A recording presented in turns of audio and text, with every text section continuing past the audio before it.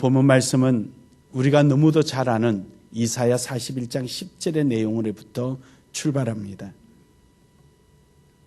이스라엘 백성들이 바벨론의 포로로 잡혀가게 되고 그 바벨론에서 참으로 고향을 잃고 영원히 돌아갈 꿈도 꾸지 못하는 실망의 삶을 연속된 환경 속에서 하나님께서 그들에게 주시는 희망의 메시지였습니다. 우리나라도 일제시대 때 일본 정부가 이주 정책을 썼습니다. 해서 우리나라 국민들이 러시아로, 제정 러시아 시대 때 러시아로, 만주로 이렇게 이주되기도 했습니다. 고대도 역시 마찬가지입니다. 북왕국 이스라엘이 아시리아에 의해서 정복될 때 아시리아는 이주 정책을 써서 북왕국 이스라엘을 이름하여 사마리아라라고 칭하였습니다. 남유다도 바벨론의 포로가 됐을 때 바벨론으로 이주 정책에 의해서 바벨론으로 근거지를 옮기게 됩니다. 이제 그들에게는 이스라엘이라는 국가가 없어졌습니다. 더 이상 소망과 꿈을 심을 만한 터전이 없어졌습니다. 그런 그들에게 하나님은 말씀하십니다. 너는 내 것이라. 너는 내 것이라. 할렐루야. 두려워하지 마라. 놀라지 말라. 너는 내 것이라. 내가 너와 함께 함이라. 사랑하는 여러분, 오늘 여러분과 제가 하나님께서 만들어주셨던 에덴 동산, 하나님께서 우리에게 약속해 주셨던 죽음도 없고 고통도 없고 아픔도 없고 미움도 없고 시기도 없고 질투도 없는 곳에 있어야 될 여러분과 제가 사탄에 의해서 이 땅으로 이주되어 왔습니다. 하나님께서 만들어 놓으셨던 그 좋은 에덴의 동산에서부터 우리는 버림받았습니다. 이유는 한 가지입니다. 하나님의 끝임을 인정하지 않았기 때문입니다. 하나님의 것을 내 것으로 삼았기 때문에 우리는 버림받을 수밖에 없었습니다. 우리는 이곳이 영원한 우리의 삶의 근거지요. 모든 것이 내 것이냐 생각하고 손에 움켜잡고 살아가려고 하고 있는 이때에 하나님은 오늘 우리에게 이스라엘에게 주셨던 그 말씀, 너는 내 것이라라고 말씀을 하십니다. 오늘 여러분과 저는 하나님 앞에 저는 하나님의 것입니다라고 고백하는 여러분 되기를 주의 이름으로 축복합니다. 축복합니다. 우리가 하나님의 것이라고 고백하게 되어야 될 근거 중에 첫 번째가 임마누엘이 되시기 때문입니다. 하나님은 우리의 영원한 주인이시요 우리는 하나님의 종입니다. 주인이 종에게 미션을 줄 때, 어떤 사명을 줄 때 그 일을 완수할 수 있도록 모든 조건을 열어주십니다. 핍박을 위해서 할 때는 애굽의 바로처럼 집도 주지 않고 벽돌을 구하라고 그들에게 사명을 줍니다. 그것은 일을 이루기 위한 것이 아니라 그들을 핍박하기 위한 수단이었습니다. 하지만 하나님은 여러분과 저를 핍박하기 위해서 우리에게 사명을 주시는 것이 아닙니다. 바쁜 여러분과 저에게 귀찮고 바쁜데 골탕 먹이기 위해서 우리에게 사명을 주시는 것이 아닙니다. 하나님은 그 사명을 통하여서 내가 너의 주인이고 너는 내 것이고 내가 너와 함께하며 너가 어디로 가든지 내가 항상 임마누엘로 동행할 것이다라는 것은 약속이 바로 우리에게 주신 사명인 것입니다. 하늘의 신령한 그 놀라운 직분을 이 땅 위에 여러분과 저에게 주신 것은 너는 내 것이라는 사인인 것을 믿으시길 바랍니다. 아무나에게 주지 않습니다. 하나님의 종에게, 하나님의 사람에게 하나님은 그 일을 맡기십니다. 이스라엘 백성들이 고향을 떠나서 바벨론의 자리를 잡고 이제 거기서 바벨론을 자기의 국가로 받아들여야 될 심각한 상황 속에 하나님은 오셔서 너는 내 것이라. 내가 다시 너를 이스라엘로 데려가겠다. 내가 지금 이곳까지 너를 찾으러 왔다. 지금까지 너가 이스라엘에서 바벨론으로 이주할 때도 내가 함께하였다. 다시 말해서 임마누엘 하셨다라고 말씀해 주시는 겁니다. 우리가 태어날 때 만세전부터 하나님은 계획하셨고 여러분과 제가 방황할 때도 하나님은 우리와 동행하셨고 오늘 이 순간까지 하나님은 우리와 함께 하셔서 거룩한 성전에서 하나님 앞에 예배하며 찬양할 수 있도록 이곳까지 발걸음을 인도해 주시고 임마누엘 하신 분이 바로 너는 내 것이라고 말씀하십니다. 오늘도 하나님이 부르짖고 너는 내 것이라고 말씀하는 자리에 아멘하며 임마누엘 하나님을 찬양하는 여러분 되기를 주의 이름으로 축복합니다. 임마누엘 하나님은 우리를 놓치지 아니하십니다. 하나님께서 말씀하십니다. 8절에 봅니까? 나의 종 너 이스라엘아, 내가 택한 야곱아, 나의 벗 아브라함아, 아브라함의 자손아 라고 말씀하십니다. 벗이라고 말씀하시고 종이라고 말씀하시고 택한 자라고 말씀하십니다. 하나님께서 우리와 임마누엘 하시되 만세전부터 택하셨고 하나님의 뜻을 위하여 우리를 사명을 주시고 그리고 친구처럼 하나님이 가지고 계신 모든 비밀들을 우리에게 다 털어놓으시는 이러한 하나님이심을 믿으시길 바랍니다.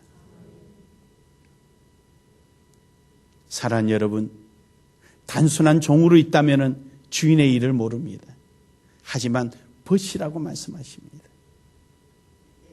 하나님의 고민, 하나님의 기쁨, 하나님께서 계획하고 계신 모든 내일에 대한 준비사항을 우리에게 다 의논하시고 함께 가르쳐 주십니다. 아멘.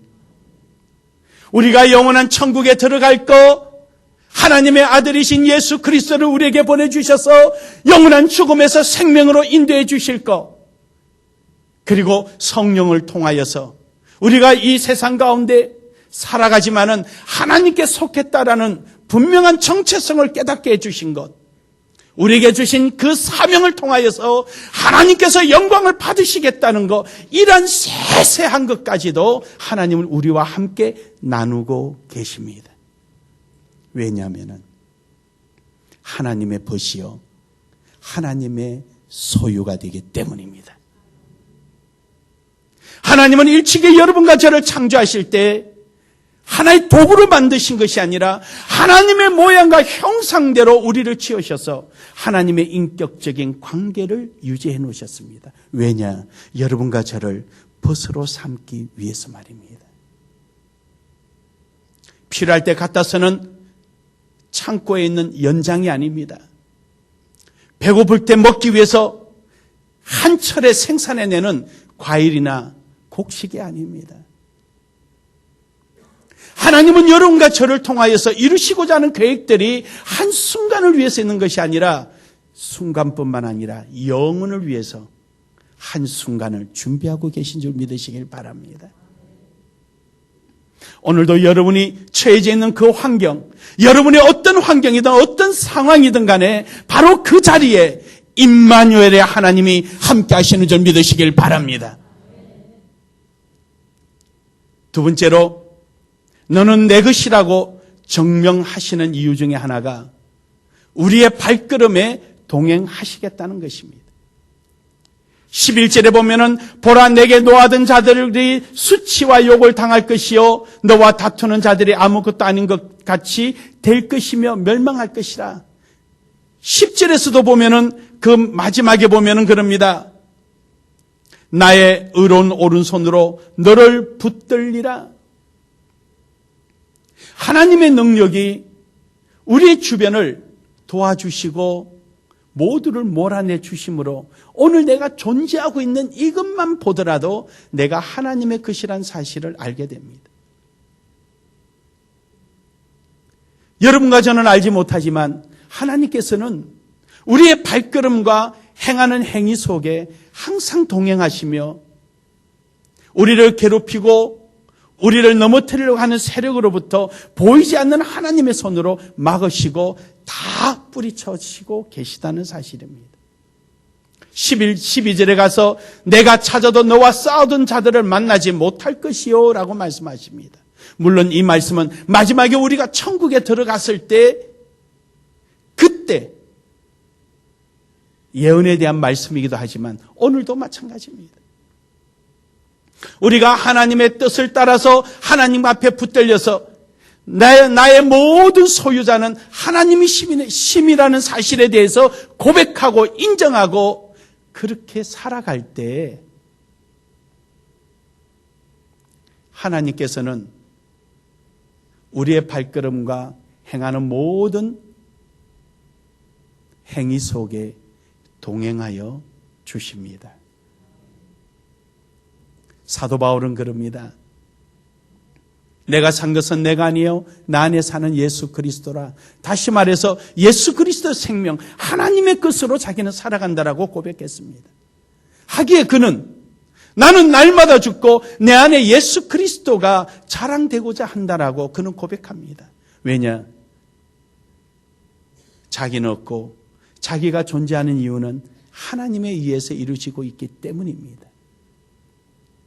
그래서 그는 나의 달려갔기를 달려가는 것은 복음을 위하여 하나님의 뜻을 위하여 자기의 모든 것을 다 배설물로 여기고 달려간다라고 그는 고백합니다.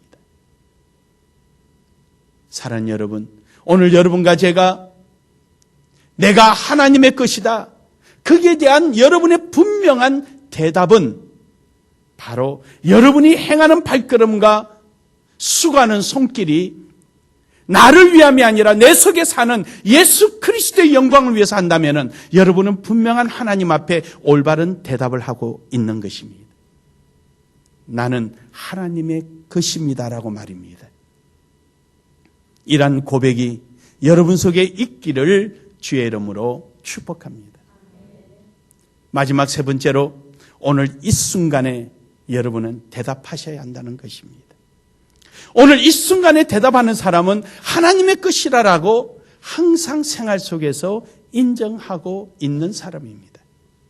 오늘 본문 말씀 13절에 보니까 이는 나 여호와 너의 하나님이 내 오른손을 붙들고 라고 말씀하십니다. 이스라엘 사람들에게는 상징적인 표현들이 있습니다. 콧김을 쐰다라는 말은 화가 잔뜩 났다는 것입니다. 앞이라는 표현은 동쪽이라는 표현입니다. 오른쪽이라는 표현은 남쪽이라는 표현입니다. 오른손 그러면은 일을 한다는 의미입니다. 그리고 또 오른손이라는 말은 오른쪽이라는 말은 어렵다라는 뜻입니다. 하나님께서 내 오른손을 붙들고라고 말씀하십니다.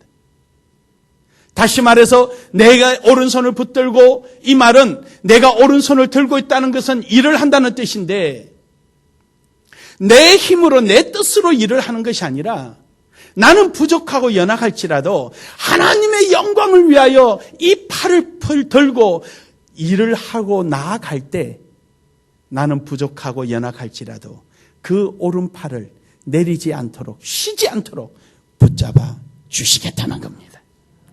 이유는 하나님의 것이기 때문입니다. 믿으십니까?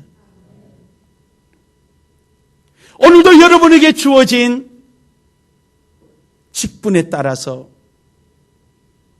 교회로부터 부여받은 하나님으로부터 부여받은 하나님의 기대가 있는 여러분의 각자의 포지션이 이 일을 위하여 여러분이 부지런히 나아갈 때 하나님의 것이고 하나님의 영광을 위한 것임을 인식하고 이를 위하여 수고로의 애를 쓸 때 때로는 힘들고 지칠지라도 하나님은 그 오른손을 붙들고 피곤을 해결해 주시고, 힘이 없어서 연약할 때 하나님이 힘이 되어 주시는 줄 믿으시길 바랍니다. 왜냐하면 여러분과 저는 하나님의 것이기 때문입니다. 쉬는 자에게 하나님은 함께하지 않습니다. 제가 언젠가 다이어트 때문에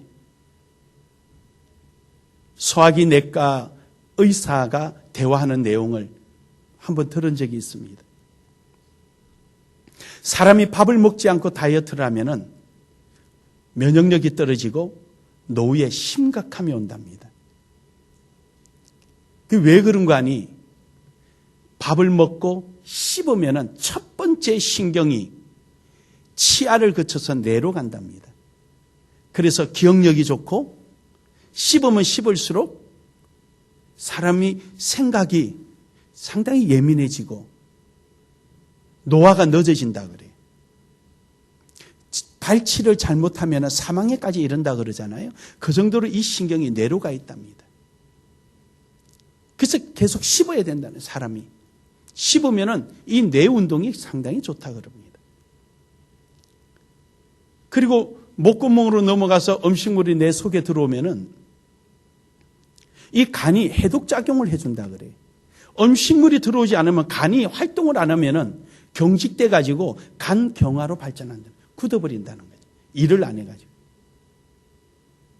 위가 운동을 안 하니까 액이 발산되지 못하고 후에 음식 조금만 먹으면은 위가 운동을 안 하니까 소화가 안 된다 그래요. 그러니까 사람들이 오해한대요. 아, 내가 밥을 조금씩 먹으니까 이제 내 위는 밥 조금만 먹어도 되구나라고 생각하고 조금만 먹기 시작한다 그래요. 그것은 위가 활동을 하지 않는 것인데. 그리고 치장이 치액을 발산하지 않으니까 몸에 잠긴 모든 부분이 문제가 생긴다. 그러니까 배설이 조금밖에 안 되잖아요. 배설하는 곳과 이 입술하고는 신경이 그렇게 많이 예민하게 닮았답니다. 적당한 양이 배설될 때 배설되는 곳이 자극을 받아서 신경이 움직이는데 아주 가늘게 배설되니까 자극을 받지 못한다는 거예요. 그래서 사람 몸 전체가 망가진다는 거예요. 무조건 작게 먹든 많이 먹든 때 맞춰 먹으라는 거예요. 그게 첫 번째 다이어트 지름길이라 그래요. 여러분이 이거 알았으면 벌써 목회했을 텐데. 천만다행이에요. 나 혼자만 해서.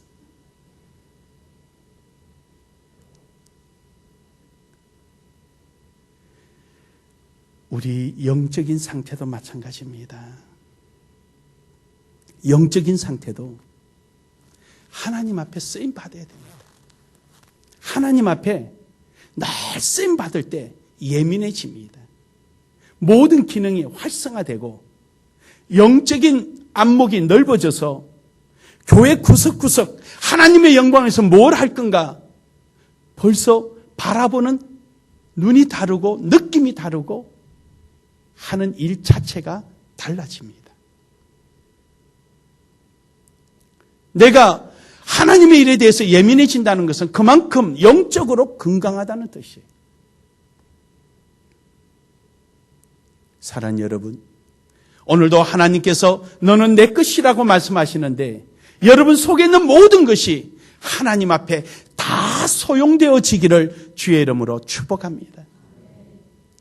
내가 가져 있고 내가 마음대로 할 수 있는 것, 이 모든 것이 하나님의 영광을 위해서 다 쓰여질 때 바로 그 속에 하나님의 역사가 커지고 여러분과 제가 나는 하나님 것입니다라고 고백하는 분명한 참된 진솔한 고백이 될 수가 있는 것입니다.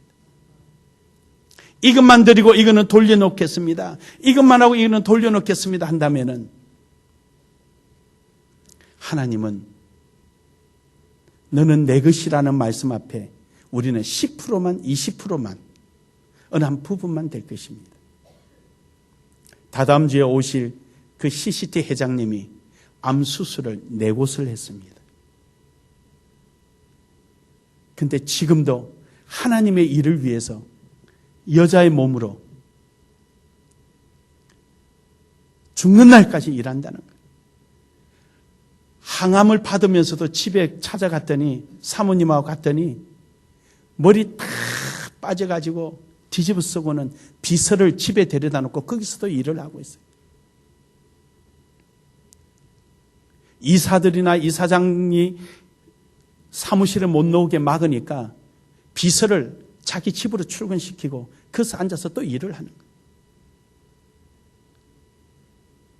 그런데도 유럽이든 미국이며 전 세계를 누비고 다니고 있어요. 그래서 저만 잘한다고 박수 치더래요. 딴 사람은 다 쉬어라 그러는데 저 혼자만 잘한다고 박수 치더래요. 그 역시 우리 목사님이다 그래 나보고. 근데 시큰해라. 병보다도 더 빨리 움직여라. 병이 당신의 몸을 파괴하는 시간보다도 당신이 더 빨리 움직여라. 병이 따라오지 못하게끔. 말도 안 되는 소리지만 저는 그렇게 삽니다.